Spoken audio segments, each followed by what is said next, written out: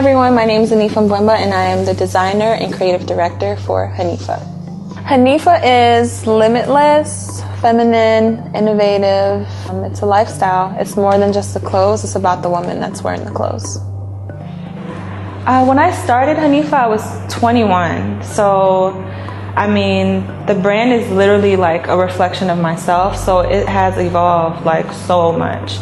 I could say, like, if you look at the designs from when I started in 2012 to what they look like now in 2020, it's like complete different, but it's a beautiful like thing because I see the growth. I see who I was as a woman when I was 21 and who I am now. You know, I'm gonna be 30 this year, so it's just like, it's been a really cool process. It's been hard, but I've enjoyed every single like second of this. The design aspect didn't really come about until I saw how it was perceived once I put it out. And I feel like growing up, I always felt like an outcast. I always felt like I wanted to be in, or I wanted to be a part of something. And I find that I actually have a voice with Hanifa. So that was really what fueled the passion and what really helped me to like stay motivated and just be like super focused and driven to like really see this thing through.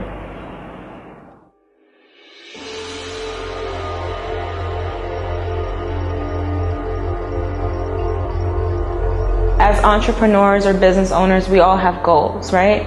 We all have points that we want to hit in our lives or in our journeys as business owners or entrepreneurs or whatever. But what happens when you actually hit that goal? And then what? And for me, serving is something that was like a big part of it's a big part of who I am and what I want to do. So naturally, I was like, oh my God, this is actually the right time to talk about Congo. This is the right time to do a collection inspired by Congo. So growing up, I've heard so many stories about the coltan and the mining issues in Congo. So coltan is basically a mineral that is used in electronics, and a lot of the mines, actually 60 to 70% of the world's source is actually in Congo. And it's sold illegally through the black market, and a lot of times there's children at these mines. A lot of them are losing their lives. A lot of families are affected.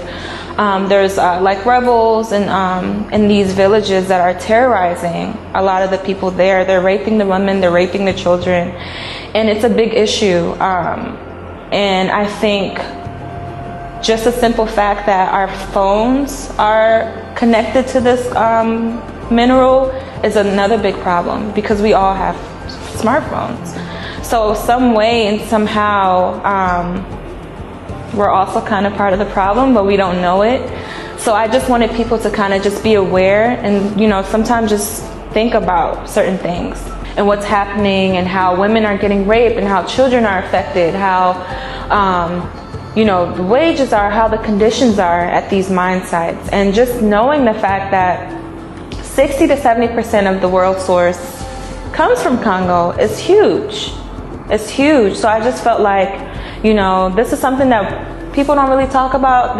These are things that people actually don't know about. I don't think it's bad that there's mine sites, you know, because this is how a lot of these families are able to feed their families. But I really wanted to shed light on the conditions, and I wanted this collection to support and benefit the families that are affected, and the organizations that are actually doing the groundwork in these villages and the places that are affected. So, I mean, I know one person or one organization can't do everything, but we have to start somewhere. I'm so intentional about everything that I do with this collection. You know, if you're African, then you know about like African seamstresses and how, you know, detail is so important and color is so important and prints are so important. So I really wanted to make sure that I use that in this collection, just to give tribute to all the African seamstresses out there, not just Congo specifically. I did a lot of detailing. I did prints my own way. I did color my own way. And every single color palette that we use in this collection has meaning to it. It has intention behind it. It has a story. It has purpose. One dress in particular, it's like a beautiful, like just like a dress where you can feel so much freedom in. And the color palette that we used was like red, blue, and yellow. And those are the colors of the flag. And the red really means like the pain, suffering, the blood of all the lives that have been lost. The blue means like the peace, and yellow just like the hope. I can talk about it, but I really wanted people to also do their research and just see what these conditions are actually like at these mine sites. I also want people to feel empowered. I want my Congolese peers to see, like, you know, you can do this, you know, something, you know, great things come out of Congo. We're not just like this country that, you know, is going through it, and you just hear about the, you know, the what are they called, rebels and things like that. But I really want people to feel empowered and to really love what we came up with and what we created for this capsule collection.